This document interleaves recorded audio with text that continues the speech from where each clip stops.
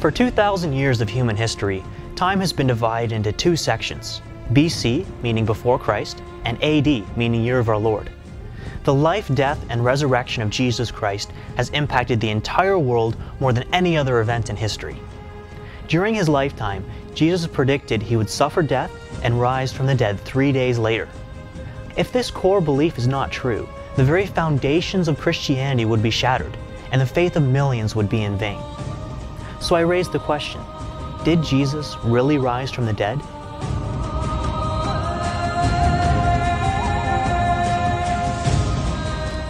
In order to prove that Jesus rose from the dead, we must first prove that he actually died in the first place.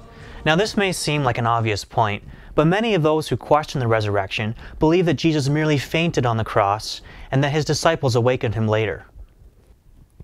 The Roman process of crucifixion was brutal and merciless.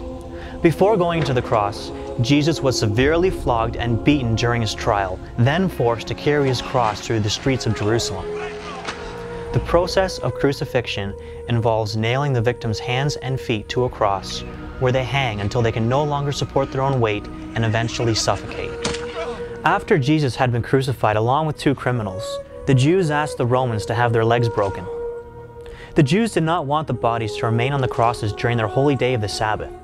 By breaking their legs, this would assure a quick death so the bodies could be removed. But when the Romans came to Jesus, they did not break his legs because they saw he was already dead. To be sure of this, they thrust a spear into his side and blood and water came out. This was a sure sign that Jesus was dead. If Jesus did die on the cross, what happened to his body? After Jesus died, the Jewish leaders remembered he had predicted he would rise again after 3 days. To be sure no one would believe this, they had the Romans seal the tomb and post guards. When an angel appeared and rolled the stone away, the guards were frightened and ran back to their Jewish leaders. The leaders paid them a large sum of money and told them to say that Jesus' disciples came by night and stole his body away. This rumor was widely spread and believed by many Jews at the time.